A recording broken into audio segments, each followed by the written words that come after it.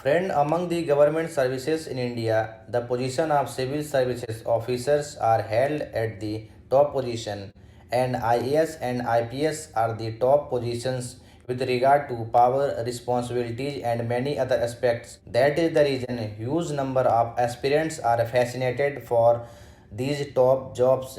So, friend, in this article, let us discuss about the power of IAS and IPS officers, their responsibilities, difference between these top jobs, and which one of these is regarded as the higher one. So first we know that general information about IAS and IPS officers. The full form of IAS is Indian Administrative Services and IPS stand for Indian Police Services. While both are all India civil services, IAS and IPS service play a vital role in the development and administration of the country. While in a country, an IAS is posted as the collector and district magistrate, and an IPS is posted as the superintendent of police, and they are the top two authorities in district administration. Importantly, though IAS and IPS are the top post in a district, if we discuss about existence, origin of IAS and IPS officer, then remember that these posts were prevalent even before Indian independence. However, during British Raj, IAS and IPS services were dominated by the Europeans. Post independence, the services were open basically for the Indian citizens, and the eligibility criteria were changed so as to suit Indians. Indian Administrative Service is the continuation of imperial civil services prevailing in the colonial period. The authority was called collector as they were in charge of the collection of revenues from the agricultural land. Similarly, IPS is the continuation of the imperial police which changed in 1948 to IPS.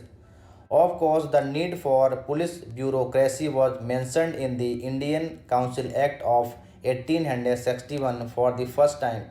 The act was repealed by the Government of India Act 1915. Let us discuss about the salary structure of the IPS and IAS officer. As per the recommendations of the 7th Pay Commission, the salary of an IPS can range from 56,100 per month to 2,25,000 per month, and it varies depending on seniorities. Similarly, as per the 7th Pay Commission, the salary of an IAS can range from 56,100 per month to 2,50,000 per month, while the same varies depending on seniority. Remember that IAS salary is a little bit more than IPS officer. If we discuss top post of IAS and IPS officer, so in the union government, an IAS can become the cabinet secretary of the government of India, and it is the highest position in the Indian bureaucratic structure. On the other hand, in a state, top post in the bureaucratic structure is the chief secretary of the state government. An IAS officer is appointed to hold this position.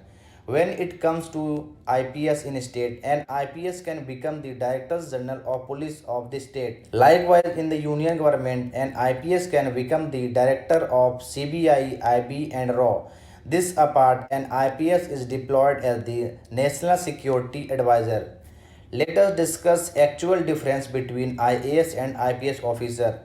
In respect with training, power, cadre controlling authority and salary, IAS and IPS services are different.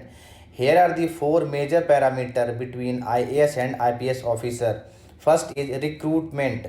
The Union Public Service Commission conduct the civil service exam every year through which candidate for IAS and IPS services are selected. Aspirants fill the service preference of their choice in the detailed application form of UPSC, while the Department of Personnel and Training assign the selected candidates to the service according to their rank and preference. It is seen that most candidates put IAS as their first preference and IPS as the second choice. However, IAS is normally regarded as high, which are the dream job for many. It can be guessed from the fact that the civil services exam is popularly known as the IAS exam.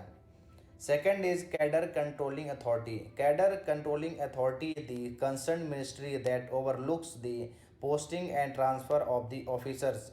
IAS and IPS have separate cadre controlling authority.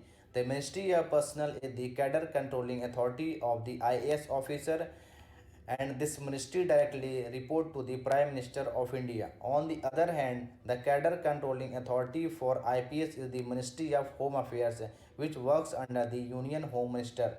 Third is training. All the newly selected IAS and IPS officers join the Lal Bahadur Shastri National Academy of Administration for a 3-month common foundation course. Later, the IAS officer continue at the Lavasana while all other officers are sent to the respective training institute. IPS officer trainees go to the Sardar Vallabhbhai Patel National Police Academy, Hyderabad for the rest of their training. IAS training is more concerned about the management, coordination, and administration of the resources and manpower, while the IPS training includes physical training and training of various laws necessary for law enforcement. Fourth is power and responsibilities. IAS and IPS, which is higher.